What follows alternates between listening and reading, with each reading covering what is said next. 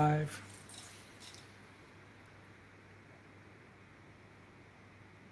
Boom. Straight in. Amazing.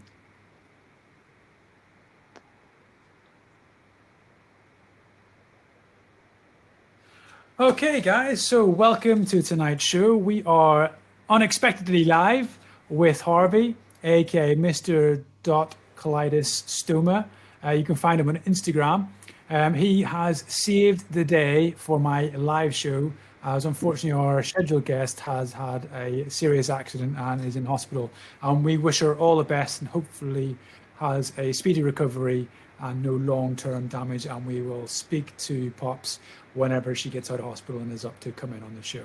So without further ado, guys, let's introduce Harvey. So Harvey, if you just introduce yourself to guys, let them know a little bit about yourself, and then we'll get stuck into the show. Hello, so I'm a 17-year-old teenager who has had ulcerative colitis since I was 14. I have trialed all of the medication from Salofac all the way up to infliximab, and then underwent 2 surgeries. One to try and save my colon by diverting it, and then the second one to remove it, as the first one completely failed. So now I'm living with an ileostomy bag at the age of 17 and having 100 times better quality of life, and now training for an Ironman in September. So that's fantastic. Yeah. And Harvey, just for the people that are tuning in, how old are you? I'm 17. Amazing. And what was life like for you before diagnosis? Because you're exceptionally young, almost abnormally young for being diagnosed with a disease that's quite commonly diagnosed between 18 and 30. So what was life like for you prior to diagnosis? What was going through your world? Because I'm sure you were suffering quite badly from symptoms and stuff.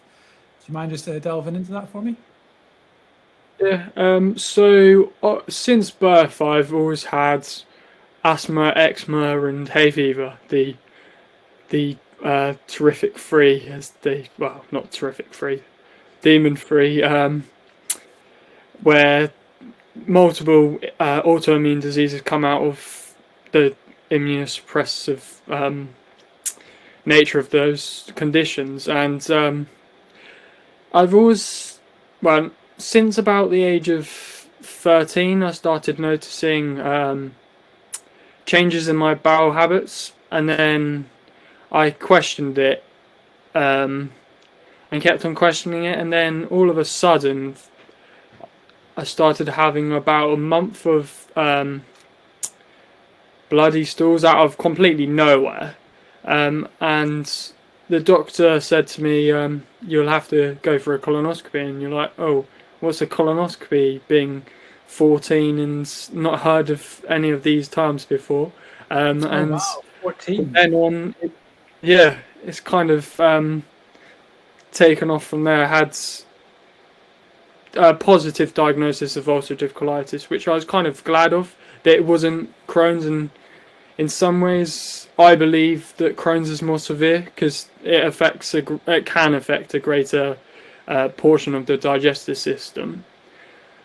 But mine affected from my anus to the transverse colon, so 2/3 of the colon. That's quite a high up. Yeah, and my symptoms were fairly mild in terms of the fact that they were just bloody stools. I didn't have any anemia or any other malabsorption side effects. It was just going 20 to 30 times a day, which is not nice at all. But at least there was only one side effect and one symptom. What were your initial thoughts whenever you started seeing that you were passing blood into it? Like, as a 14-year-old, how did that strike you? well, instant thoughts. So I was in denial and always were in flare-ups. I'd have to go for at least a couple of days for it fully to sink in that I was having another flare-up again. And then he kind of dooms on you that you have to kind of do something from there, and that's kind of the worst thing.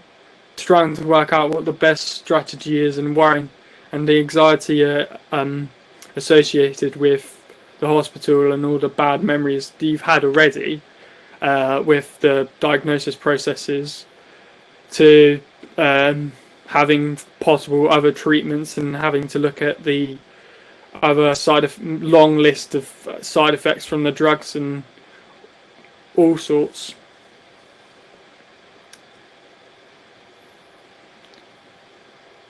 So whenever you were diagnosed, were you hospitalized, or were you able to be outside of hospital?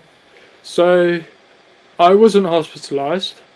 I was just stuck on Salofac, and it calmed down for about 3 months, and then 3 months later I was stuck on steroids, and that helped to prednisolone, that helped to calm it down. But my flare-ups happened every 6 months or so, so I had oh wow, that's very frequent. Yeah, and then so I was hospitalized for 2 main ones with IV prednisolone, and then of course at home. And then when I was 16, so last 2019, was kind of flared 4 or 5 times in a year, but they were only I call them short flare-ups because they only lasted for about 2 weeks. Because they I was on acetylfibrine at this time, and it didn't seem to calm it down. It calmed it down on the whole, but when I fled, and it required enema intervention, and they are by far the worst treatment of all the treatments you can be on. Yeah, definitely. So what happened then in the last sort of year that's resulted in you requiring surgery? What was going on there, and how soon did they start to discuss surgery as a viable option with you? So last year, so 2020, started with a flare-up in January, lasted for about 2 weeks, cleared up on itself after using enemas for about a week, and then didn't flare at all till spring, May time, and started just seeing bloods. Then was back on the enemas, managed to get it down in June to going once every other day bleeding. But then I couldn't get it down any further, so I went back to my. What was going through your mind at that point then? Well, I was kind of just like, well, it is what it is. It's got better, but it still could be a lot better, and I don't want to make it worse by ramping up a treatment at the same time. And I sort of feel guilty for leaving it longer than I probably should have done, because I did leave it probably 2 or 3 weeks before I did go and speak to my IBD team again, and was like, this isn't working. So then they tried me on budesonide, which is a steroid, but unfortunately due to COVID they wouldn't put me on prednisolone because it suppresses the immune system too much. And budesonide made things 10 times worse. Instead of working, it caused bleeding, which funny enough is one of their side effects, which is a bit odd.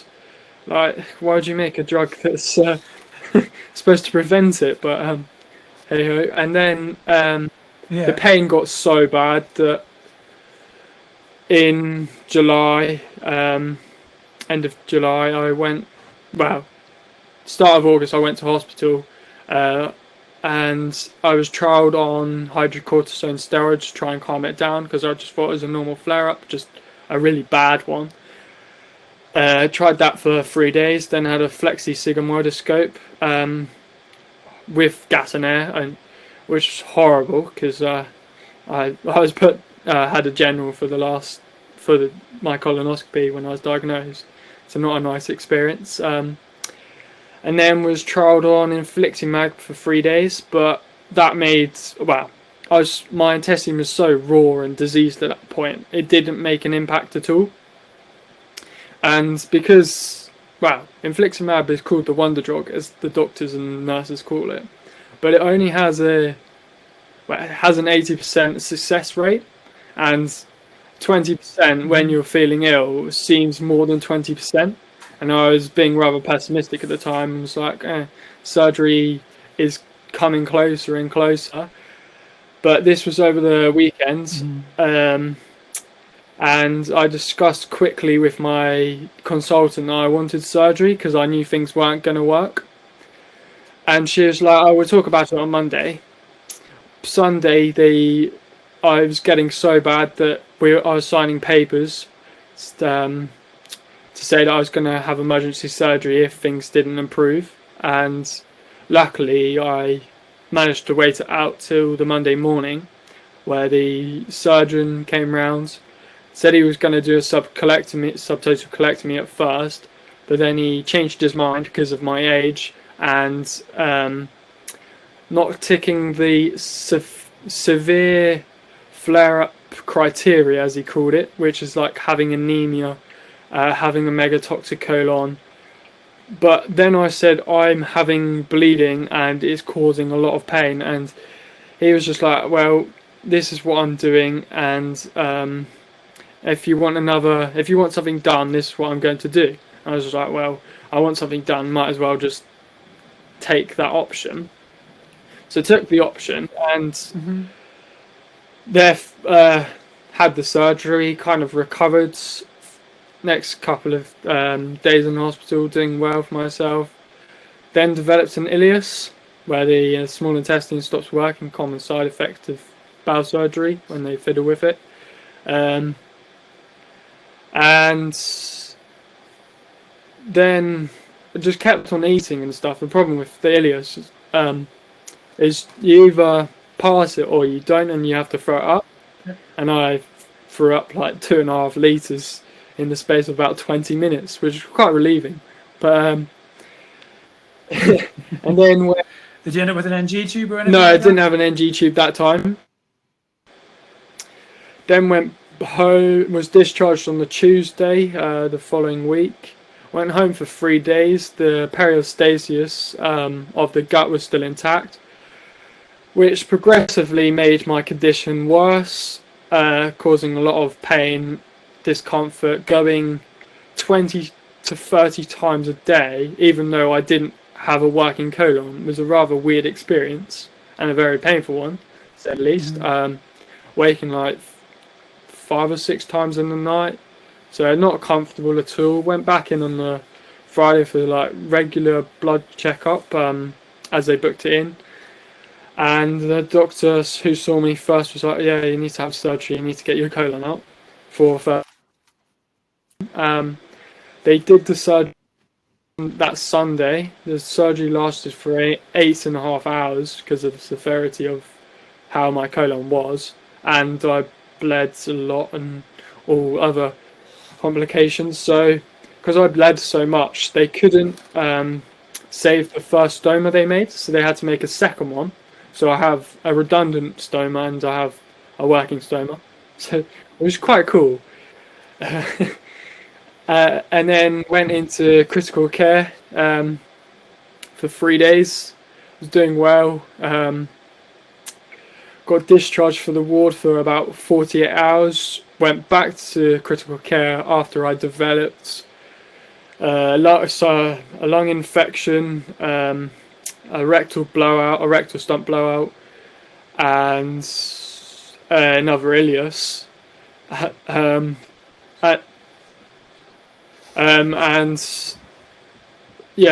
therefore I just had to be looked after, one-on-one care, because the ward team couldn't look after me. I was on 100% oxygen for about 4 days, just couldn't breathe. It was horrible, but managed to. And were you still awake? Yeah. Oxygen? I watched people come in and out in the cycle of life, as you call it. A couple of people died, and hearing a couple of conversations that are like, yeah, the realizing being in critical care actually means life or death. You either come out of it walking and going back, well, not quite walking, going back to the wards and recovering well, or you go to Rose Hill Cottage and yeah. So you're 17, and from the age of 14, you've been bouncing from medication to medication. You've now had some surgery, and you're in critical care. Now, how does this make you feel about your life to date? And do you feel any grief or annoyance or anger towards the disease or anything like that? Like you've lost your teenage years, because you've had a lot happen in a very short space of time, and at a very young age as well. Like what's happened to you? How do you feel about that? What's your emotions? Well, I used to get really quite annoyed with the disease and all sorts, but since having the bag for 6 months now, it's kind of it gave me a new life and more control over my life, because you can do whatever you like and not have to worry about going to the toilet. And obviously that's the biggest thing with the bowel condition. And yeah, I wouldn't say I have any anger towards the disease anymore, because it is what it is, and kind of just got to get on with it. That is kind of my philosophy.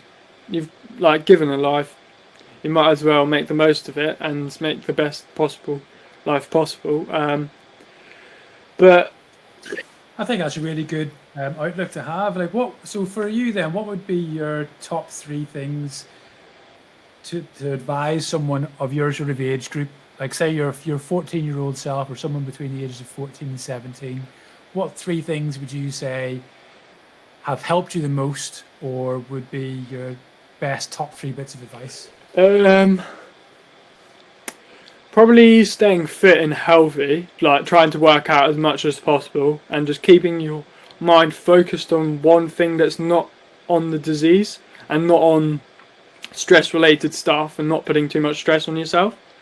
And I do triathlon, so a lot of running and time by myself does help to pass depressing and unwanted thoughts through your head, and just get your mind set on wanting to do something and achieve that one goal.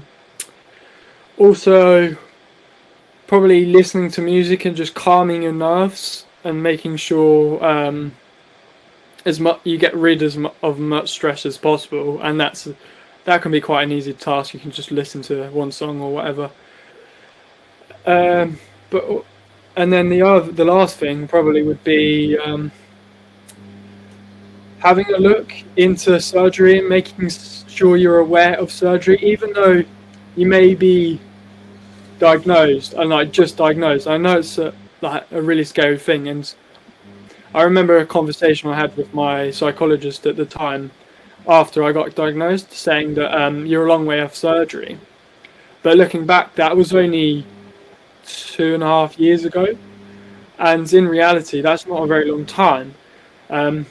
So it would have been good to have that mindset, to know that there is another option if all else fails. Mm-hmm. And also just talk to people that have the disease and making you feel comfortable about talking about it. Yeah. So whenever you mentioned you were scared, had you ever heard of having an ostomy, or did you ever, how much awareness did you have about the surgical procedures related to your disease? And was that a scary prospect in terms of having an stoma, or was it scary just the thought of the surgery? The scary prospect was having something for the rest of your life and having to make that decision, or having that decision made for you at the age of 17. It was probably the most scary thing. But I was quite thankful that that was out of my control, and that fate kind of decided what was going to happen. Because making that decision is hard enough as it is, but the awareness for stomas and stuff is very limited, I found. And before you do a lot of research into it, you can't find much information. And that is one of the reasons I started a YouTube channel, to try and promote it and just make people aware of it. Because you associate stoma with bowel cancer or an old person, when actually it gives a teenager or a person in their early 20s or early 30s a new lease of life. And in reality, they're able to claw their life back with a disease that they've been fighting for the last 5 or 6 years. And like me, it's enabled me post surgery 6 weeks to pass my driving test. And what's your YouTube channel called? Mr. Colitis -stoma.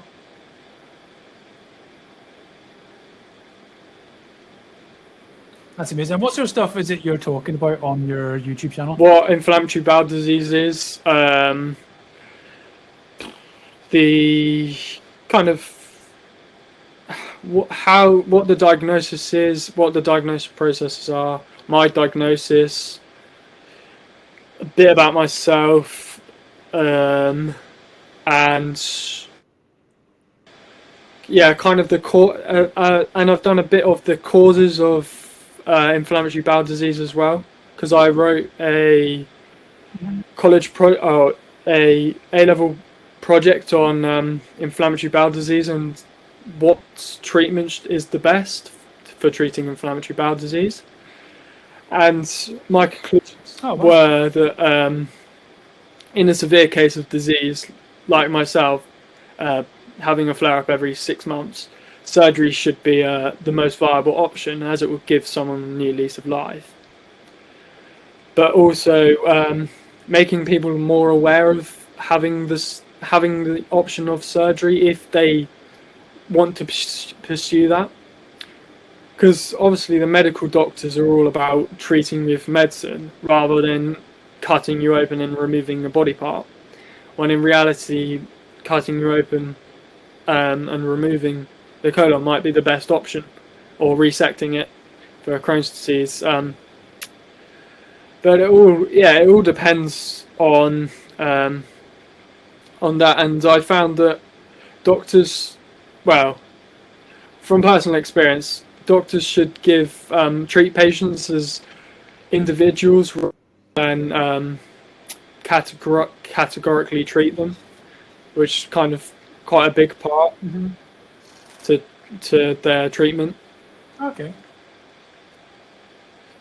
I think that's a really interesting aspect as well, to try and move away from what would be considered statistical treatment, or leaning on the statistics, and categorizing, like you say, to looking at the individual merits for doing a certain action dependent on that person's individual needs. I think it's, there's a lot of room for that out there. So whenever you woke up from your surgery after finally getting it, how did you feel? Again, a 17-year-old man looking down at your abdomen, seeing an ostomy bag, what was your initial impressions, and how is life now? So luckily, the first time I saw it after the first operation, I fainted, but after the second one, I just saw it and was like, it's my new bag. At least I don't have to move to go to the toilet now. I can just lay here and the nurse can empty it for me. Kind of in bed rest now and just got to rest up. But the worst thing was looking down at the scar and seeing how, when they finally took the plaster off, or the scar cover, seeing how many stables I counted them, and I had about 24, and it was fascinating to see how many stables you can fit in, or they managed to fit in that like 6 inches of scar. But yeah, it was a bit overwhelming in that part, just having the scar. But now I've kind of embraced it and want to show off and say this is the reason I got a scar, and yeah, just make people aware of it, really. Yeah, totally. So for you, how has life changed now? Has it changed for the better in your opinion? And what is it specifically for you that has changed? Yeah, it's definitely changed 100 times better in my opinion, because not having to go to the toilet as frequently and not having the pain, and the pain is the worst thing. Um, and that was probably the worst thing from my organ. But before the surgery, I was in so much pain, never experienced that level of pain before. My flare-ups were always about a 2 or a 3, like manageable, but needed a bit of like paracetamol IV. But this time I needed morphine and oxycodone just to be able to treat the pain, and it was just yeah. But since the pain's gone, I can run 10k in 55 minutes, bench press 60 odd kilos, and kind of back up to where I was before the surgery.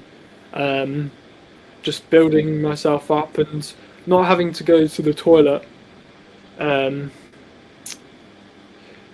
like 5 or 6 times a day, even though I do empty my bag about 3 times during the day and maybe once or twice in the night, just for peace of mind, really, in the night, to make sure it doesn't leak, because that's the biggest worry of having the bag. But that's like one worry compared to 2 or 3 when you're in a massive flare-up and in having to go to the toilet and having that embarrassment.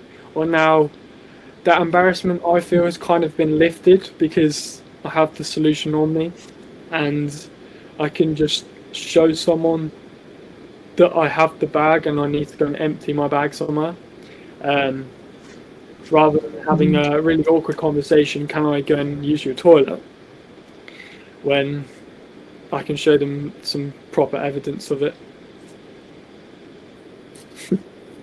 Yes, I guess that's another topic as well. So do you find yourself getting challenged when you used to sit?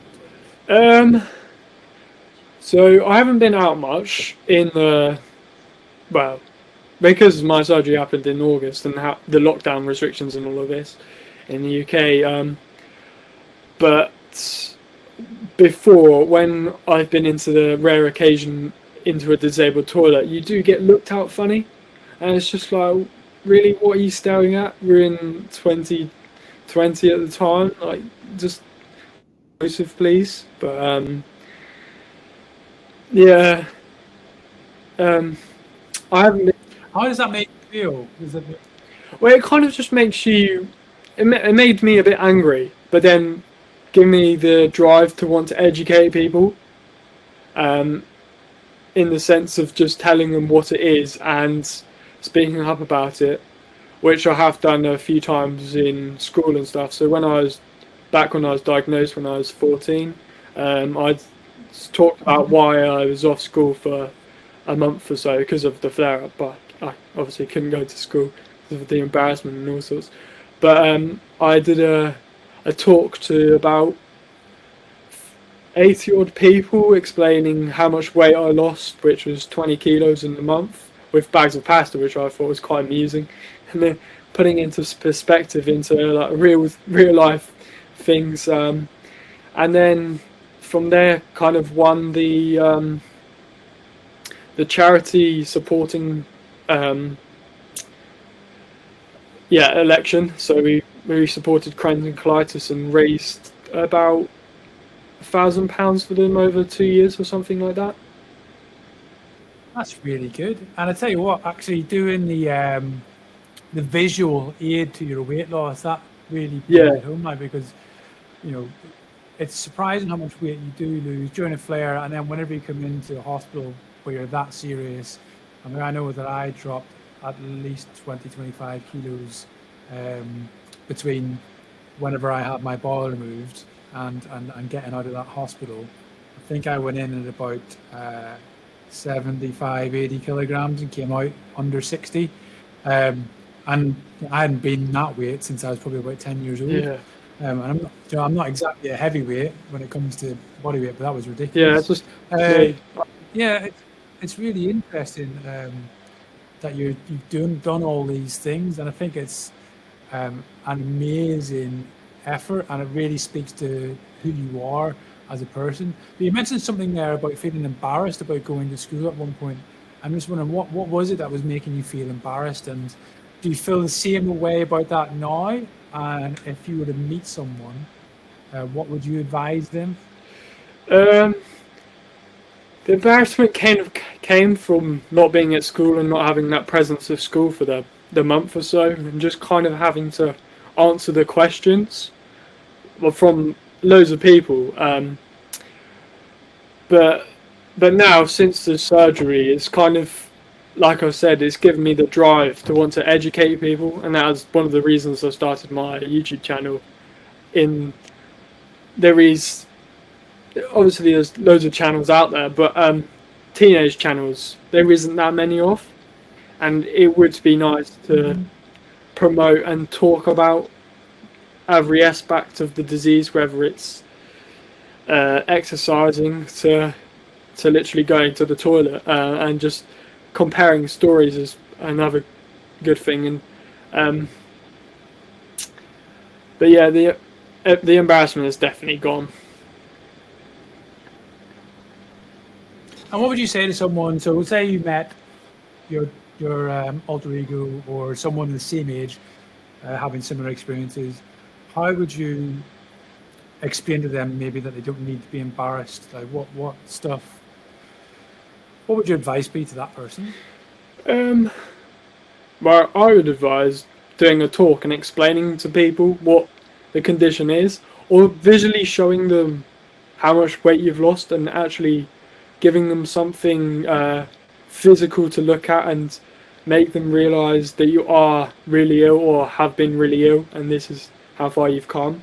And not to so much get admiration from them, but just to get their realization and to put into perspective that you may look well on the outside, but in the inside you're really ill and could be hospitalized at any point. Yeah, I think that's a really good way to sort of put it. Maybe trying to encourage people just to speak out and talk about the elephant in the room can sometimes make it feel less of an issue. I think sometimes when you try to hold on to stuff and allow that to build inside you, it makes it even more difficult to actually talk about it in the end. I know from my experience, particularly after I had surgery, that was one of the first things that I would do. I don't know whether that's just my personality or not. I know that before my surgery, I didn't really talk about the disease very much. But then post-surgery, it was like a catalyst, should we say, to speak out a bit more. But it was also as well like there was an element of stigma and embarrassment that I felt about having an ostomy, and in order to sort of rebuttal what I would have said, people talking about me, I would generally just go, "I've got this. This is what's happening." And it made life a lot easier for me as well. I think you mentioned earlier you're on TikTok. Yeah, I am on TikTok as well. So talk to me about what stuff do you get up to on TikTok? Just posting the same things really on YouTube, and it's because TikTok's a kind of more emerging social platform. It's more interesting to see how uneducated people are, because I did a stoma bag change video which went viral. To be fair, it got over 75,000 views, and some of the comments were like, "Oh, he's got a genitalia on his stomach, and it's like, yeah, that's what it is. Yeah, definitely. And it's just like, really, people think that's on the stomach, and it's like, and then there's other people that are like, oh, I've got one too, and the community feel about meeting someone that has a stoma but has actually talked to you or like started talking to you about it is amazing to feel. That's fantastic, because I'm fascinated by TikTok, and it's just like it's really interesting that you stuck on a stoma bag change that went viral.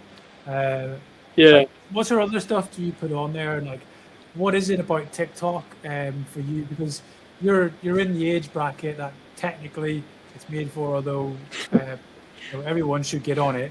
But it is for me, like, it's one of those weird things. Like, I see a lot of dance videos and whatnot, so I'm a bit sort of, I'm not really a dancer.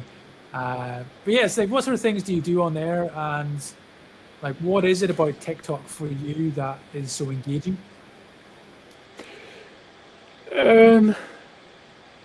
Well, because I just started like about a month ago, same with YouTube. But it's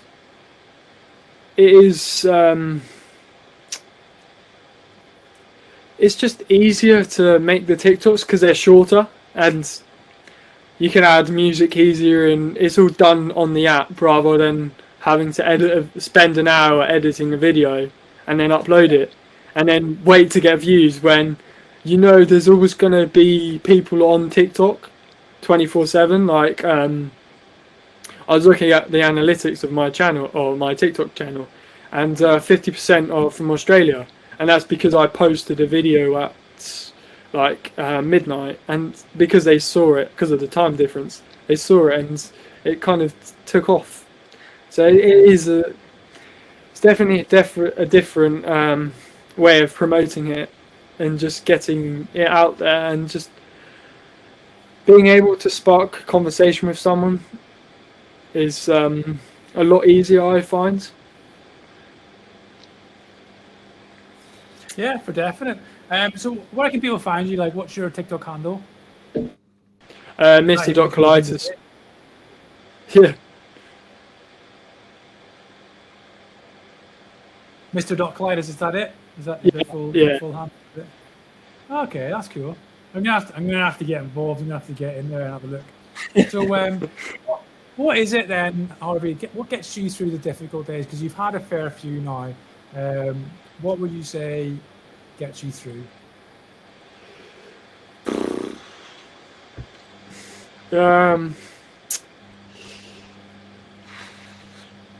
Probably having a supportive family and knowing that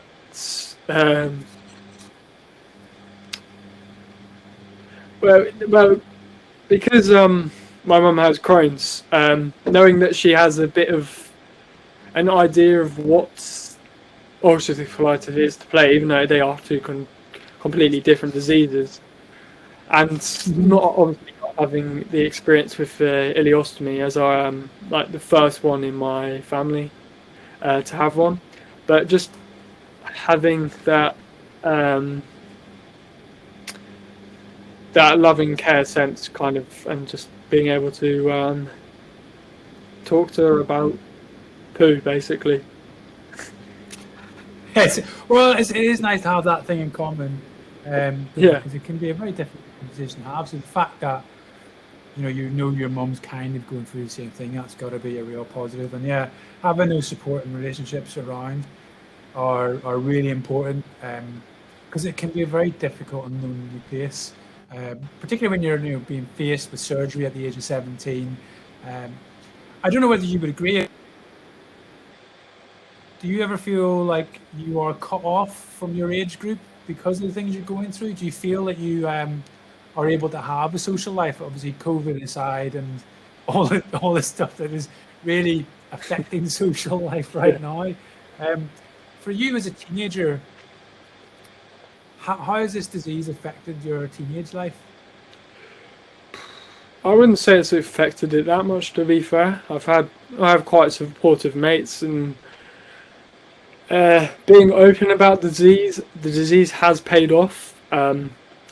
and obviously promoting on my YouTube and showing people what I'm going through has had a massive positive impact, and kind of just and it has just sparked other conversations and making people that you predominantly don't think check in on you sometimes more, and kind of doing the same to them as well.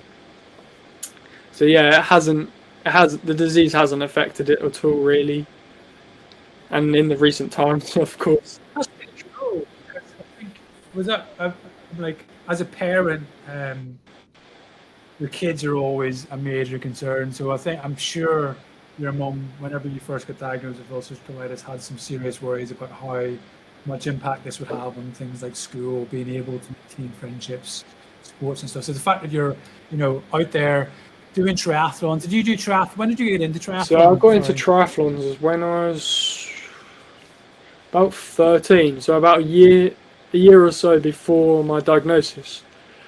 And then, yeah, kind of just carried on doing them since, really. Haven't done any for about a year and a half now, due to COVID and GCSEs and stuff. But obviously got the Ironman plans, and kind of wanting to do a full triathlon before the Ironman if possible. But I do have a duathlon planned for about Easter, I think. So that will be a good experience to get back racing. Yeah, that'd be amazing. So how did you come about settling in this Ironman? Like, where did that idea come from? I'm not really sure. I think it was one of the morphine thoughts, and it kind of stuck from me from there. Kind of hallucinated doing Hawaii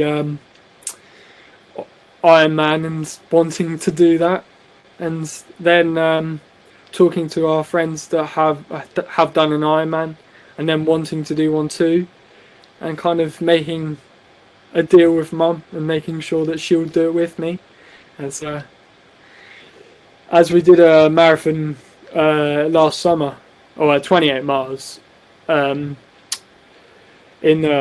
July in the blazing sun. It was rather hot, but yeah, since then it kind of sparks the interest to do ultra stuff and try and push my body to the limit, really. I think it's really cool. And have you been? What's your sort of time? Is it a year, 2 years till you look to do it? Look to compete for it? No, so I'm doing it in September.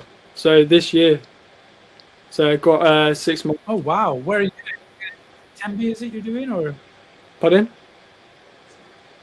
Are you doing it in Tempe? No.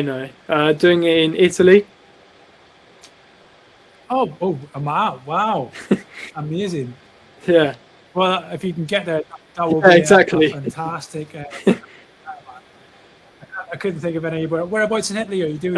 Romanga, so the Mediterranean coast, northeast, I think. Okay. Do you know if the route's going to be flat or hilly? Yeah, it's all flat, so that was one of the reasons we picked it. It's yeah, so it's like a sea swim in a cove, and then a bike, rolling hills or fairly flat, and then a run out and back down the coastline, really. So it'll be rather, well, I say rather easy. It won't be rather easy. It'll be tremendously hard, or a tremendously hard day. Hoping to complete it in around under 18 hours. But yeah. And with that coming in, what sort of things have you joined to get sort of information? There's a group I'm in called Ostomy Lifestyle Athletes on Facebook. I'm just wondering, is there any groups like that maybe you've joined on Facebook or are follow on Instagram and things like that might help other people? I haven't, to be fair, but mainly because I just want to get some training under my belt, and see where I'm at, and because of my being in hospital for such a long time and having a severe case of dehydration from my flare up, I developed kidney stones. So I was going to have an operation in January, but that got cancelled. So I was going to wait till after then to try and get ready for the Ironman and start promoting it from there. But obviously it was cancelled, and just waiting for the date to have the operation. But the training. Well, if you're interested, there on Ostomy and Lifestyle Athletes, there's a number of triathletes on there. I can certainly put you in touch with Michelle Wilcox, who's a GB triathlete, world champion, and there's Fran Brown as well, who's also a Team GB world champion. Yeah, that would be good. They're both on the group anyway. If you were to join that group. And I'm sure they would be both more than happy to talk to you, as they're both ostomates as well. So they're doing it with an ostomy. Fran's got other disabilities due to a spinal injury. So she'd be able to chat to you loads about different bits and bobs and tricks that she's had to learn. But Michelle as well, fantastic athlete. And there's loads of them on there, to be honest with you. Like, sometimes it can seem a little bit sort of like, whoa, Team GB. But there are hundreds of everyday athletes that are dropping pearls of wisdom on that group all over the place. And the majority of people, I used to have an ostomy, I've now got a J pouch, but the majority of people in the group still have active ostomies and are regularly trialing new ways of doing things. And, it's no broad science base. It is anecdotal or bro science a lot of the time, in terms of like, well, I just strapped this on, or I tried this and it worked, and I've been doing it now for the last 6 months and I've had no complaints. That kind of advice occasionally. But the likes of Michelle and that, they will give some sound advice. I'll give some sort of medical based exercise advice and things like that. But yeah, there are other groups out there, and from your perspective, how important is social media for, in your eyes, the IBD community? Do you think it's an important thing, or do you think it is maybe damaging? I don't know. What's your thoughts on social media for the IBD community in your eyes? Yeah, I believe it is very helpful at some times. But then it can get rather overwhelming with all the potential horror stories you can read, and how quickly someone can go from having a working colon to having a stoma bag or other complications. And yeah, that on that part, that is rather scary. And being a teenager, I haven't really been so much involved in it for the past couple of years, but since I've got my stoma bag, I have wanted to join more groups, and that's probably due to my age and just wanting to spread the word and help other people.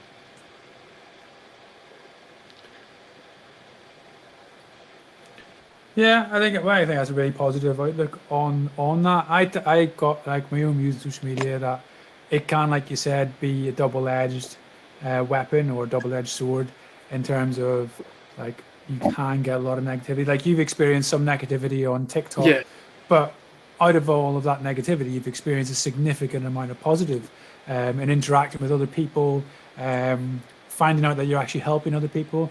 All those things are really, really important. And just like literally how we even got on to tonight to have you on the show and chat about your condition and your journey wouldn't have happened without the powers of social media. And there's lots of things. Instagram, for one, is quite popular within the IBD community, and I think it allows you to see firsthand almost people's own journeys, people's struggles with the disease, for better or for worse. But also as well, it's like, I think having that understanding, I'm not sure how you feel about this, but having the understanding that if you think about social media like an iceberg, you're only seeing top 1/3, you're not seeing the bottom 2/3. Or to put it the way my wife would say, is like you're judging someone else's outside by your insides. So you know how you feel and what things are going on inside your life, and then you're projecting that on someone's external, which is what they're showing on social media, Yeah. and comparing the two. And that's something, as long as you're aware that that can happen, I think you can use that to help understand social media a little bit better or a little bit easier, not be so consumed by people having it better or easier. What are your thoughts? Would you agree with that, or would that, have I gone off in a wild No, tangent? I would agree and with that started completely. doing my own thing?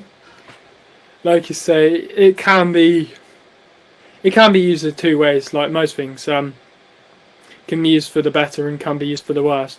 And when it works, like you said tonight, and bringing people together, like me and you, it is like bringing you two people next door to each other rather than two people from around the UK. And it's amazing how you can connect with a range of people just like that, rather than having to like just go off what the people around you say, and another person's perspective on it is very, very helpful in that aspect. No, that's amazing. What would so I've got a random top 5 that just popped into my head. So what would be your top 5 positive things that have come out of having IBD for you?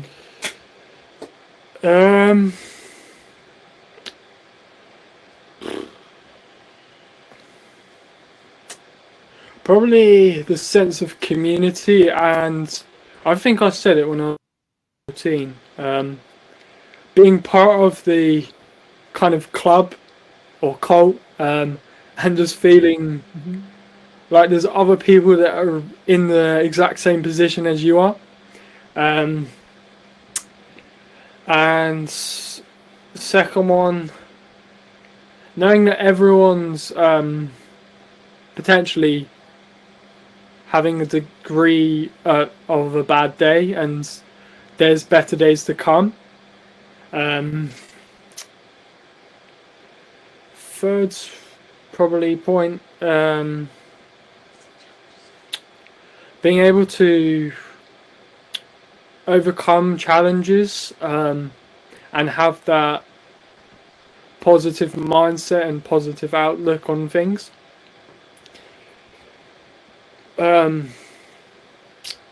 Fourth probably point,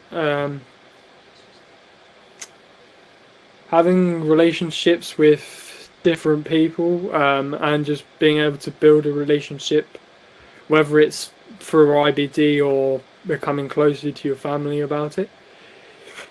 And topmost point, seeing, well, mine is seeing the medical side of things, as it sparked my interest into going into paramedical science and wanting to work for the NHS.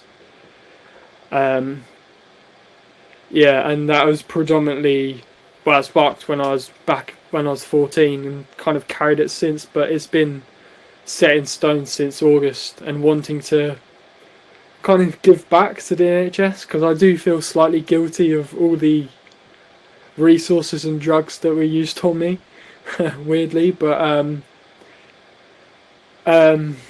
yeah. What do you think's triggered that feeling, and what do you think's triggered you to feel guilty about having used the NHS? Probably the 10-day long stay in critical care, and realizing how expensive it actually is to be in hospital, which is quite scary. Because one of my nurses did say, well, I asked them, I was like, how much is the bed? And they're like, it's about 10 grand, because there's a special air mattress bed to stop like sore patches of the body and sweat patches and all sorts, and just keep your body in a different position and all sorts.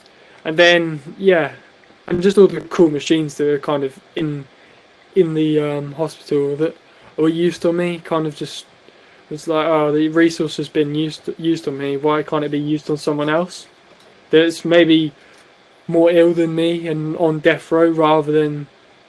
Well, I didn't really count myself on death row when maybe I could have done, but What was the coolest machine that they used? probably the ERG machine. Watching your heart rate go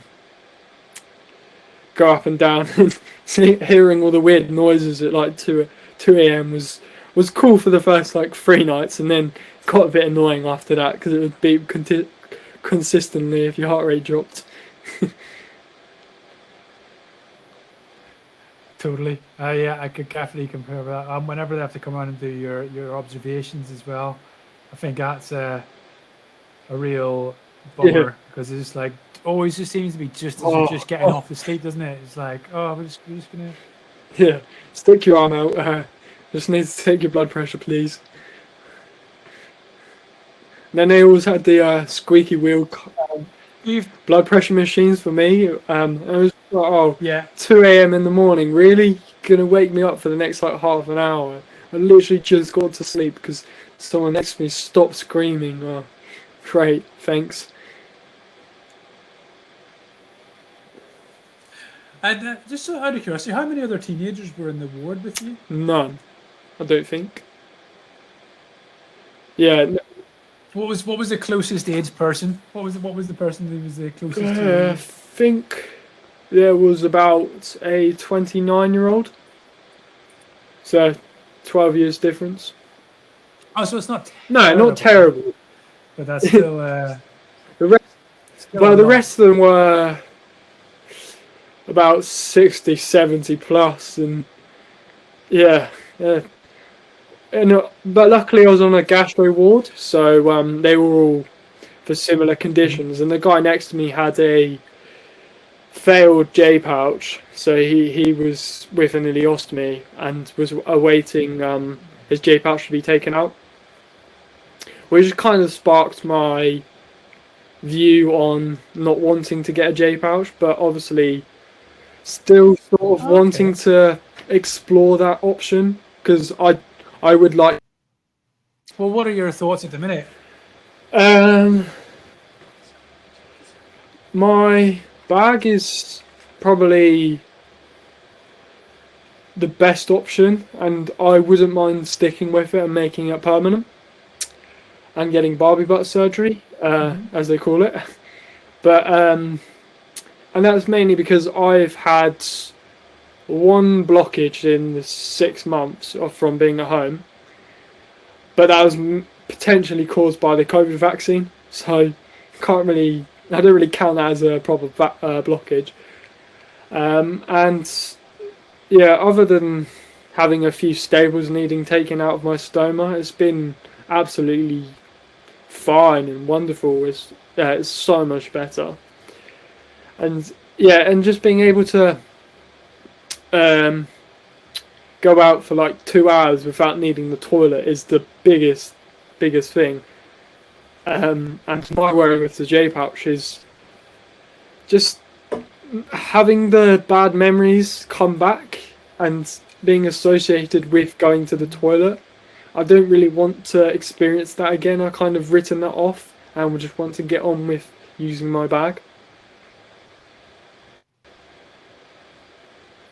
I think that's a fair observation. Like, when you do get put back together, so you'd have to have a loop ileostomy, which can be quite tricky to manage. A lot of people experience a lot of blockages and leaks when they have a loop ileostomy during the pouch creation process.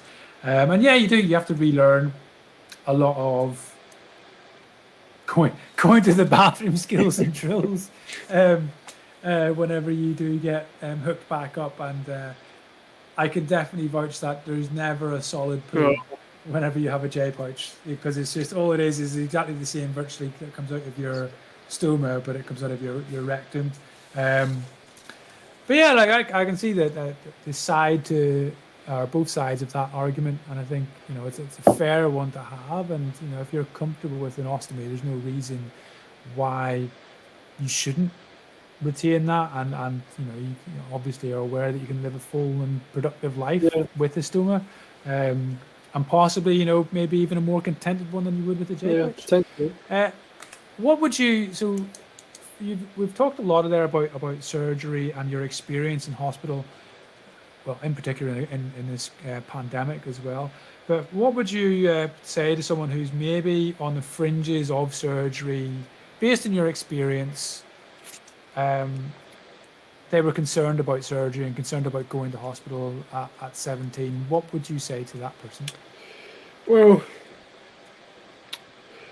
I would probably say try and find someone that's had the surgery and make them, well, make you feel like you're being reassured by them, which happened to me. I had a friend that luckily I spoke to who has a colostomy and kind of said that the pain disappears right after surgery, which it does, or did for me for for about a week, and then obviously it returned. But definitely, yeah, definitely talk to someone that has had the experience of the surgery and compare it to the possibility of having the pain-free life, which was the biggest thing for me.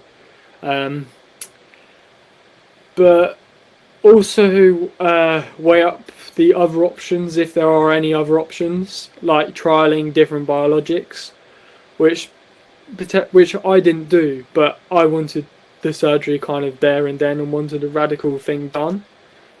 Um, but yeah, and No, I think that's fair. What would you say? Should they be afraid of no, it? definitely not. They should be open-minded about it and have a positive outlook on it. Really. What if they what What would you say to someone who felt that this was an old person's disease and that they shouldn't have a stoma that's thing for old people? Well, I'd I'd show them myself and show them that I live with stomas perfectly fine, perfectly livable. You can do whatever you like, really, pretty much eat whatever you like. It is, well, it sort of eradicates some of the foods that you couldn't eat before. Um, in my case, dairy, I couldn't really eat that much dairy. I eat dairy, just trying to put back on a bit of weight and um, but yeah, kind of tell them that it's not an old person's disease and they need to open their eyes to people speaking out about it, because there is more younger people speaking out about it, and they just need to listen and observe.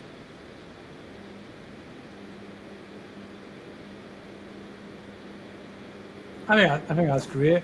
Tell me this: Have you had to eat a lot of the what are they called? It's like a probiotic yogurt that helps you put weight back on. I Have you had, eat lots of them? yeah, I had. Well, what were they? They were like I couldn't have the yogurt ones because they tasted too much like false milk. So I changed to the like fruit based ones, 40 juice. They come in different variations. Um, and yeah, they taste, because they're so calorie dense, because they're like 300 calories in about 500 mils. It's, In like yeah, 200 mils. Yeah.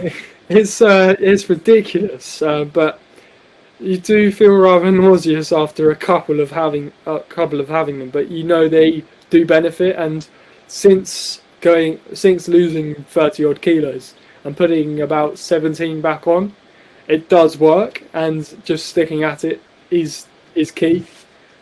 But they are disgusting to say the least.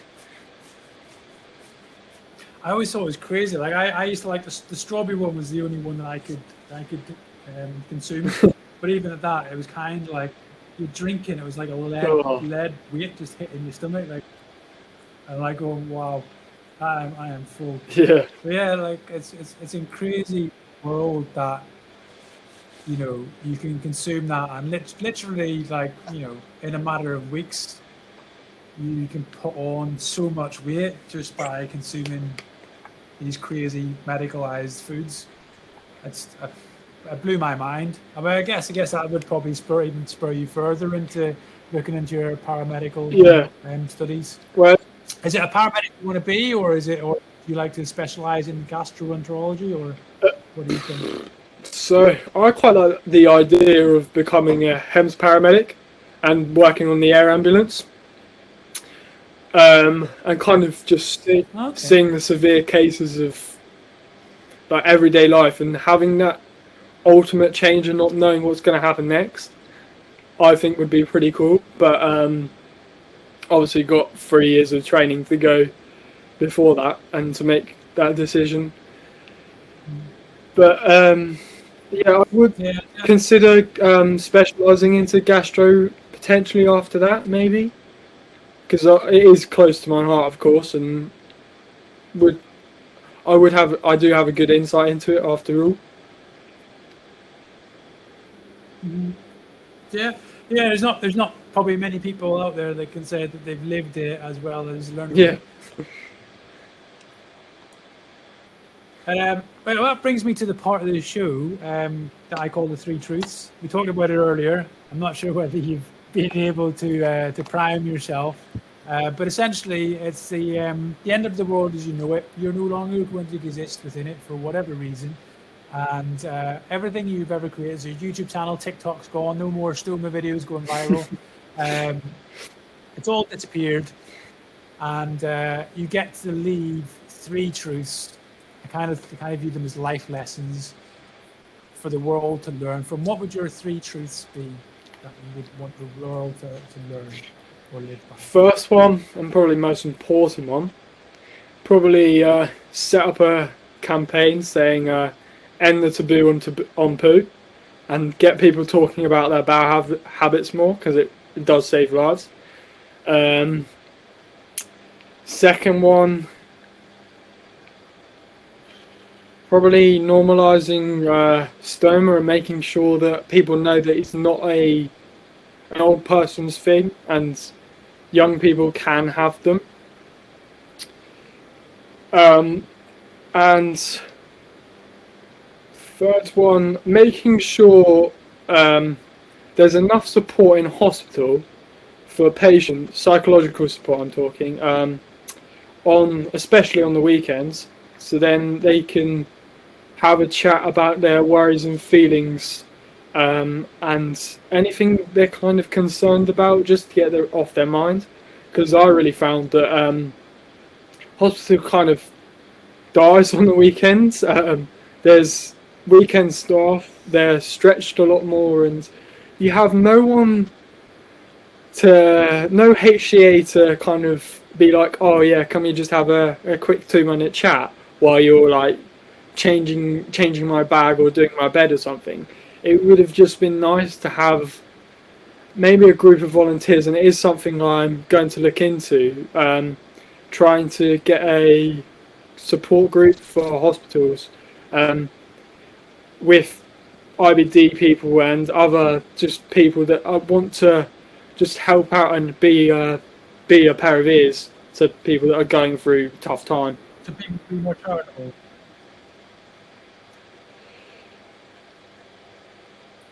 I think they're great. So talk about poo, normalize stoma, and be more charitable, or three very admirable sort of life lessons I've pulled out of that. I'd like to take a minute, mate, just to appreciate yourself, for coming on at such short notice, for showing such bravery as a young man, 17 years of age, and putting yourself out there to talk about what is arguably a taboo topic, which will hopefully help other people of all ages, but more importantly for young teenagers. My battery's gone on my thing. Helping other young teenagers that are out there that might be struggling with the disease. Yeah. And yeah, I just can't help but say thank you so much for that and coming on. It's a real pleasure. Thank you for having me. It's a pleasure too. Pleasure to talk to you. 2 seconds.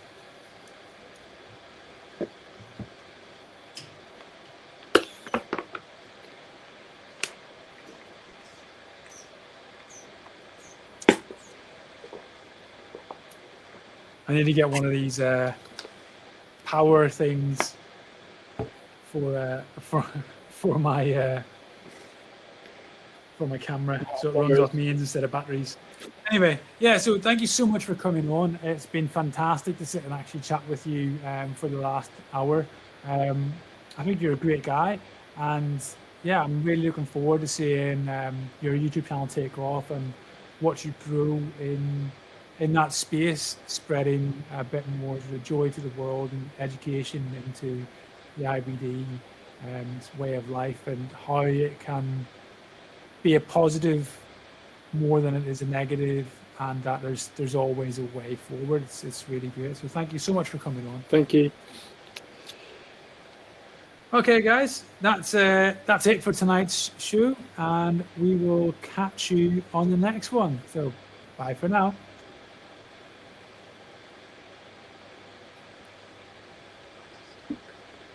Awesome. All right, that's just uploading. It should be uploading in yours. I don't know if it said it's done it or not yet, has it? Yeah, I think it's uploading recording. I'm just going to say hello. I'm Mum. Yeah. Hello. You're Valerie? Is that Valerie? Yeah, lovely to see you, and thank you so much for reaching out on Messenger. I was kind of like going, oh, what am I going to do with my my Friday evening? No, it was one of those weird ones. Like we literally just put it out when we're having like text communication, and then it was like, oh, 20 minutes later, no comms, and it's like, I'm in hospital. Wow. So yeah, thank you so much for coming on. It really means a lot, and it was great to hear your story, and it's great to see someone so young have such a mature outlook on life. No, he's yeah, all the best. Yeah, no, he's put up with an awful lot of challenges, and he does incredibly well with all of it. And he's yeah, no, I'm quite proud of him really, but I'm gonna blame him for having to do an Ironman. So. Well, it's going to be great. Like you can't do much better than running around some towpath in Italy, taking in the scenery. Exactly. Yeah, we might fall out before then, though. Anyway, well, have a lovely Friday evening. Thanks again for coming on. And if you ever want to chat or do anything, just reach out. You know, and I'll do what I can. All right. Thank you. And I'll add you to that group if you want. Yeah, please do. And then if you post in there, people will get back to you, and then I can hook you up with Michelle and Fran, and you can chat to them too. All right. All right, buddy. Yeah. Nice to meet you, Harvey, and have a great Friday evening. We'll see you another time. Bye. Catch you in a bit.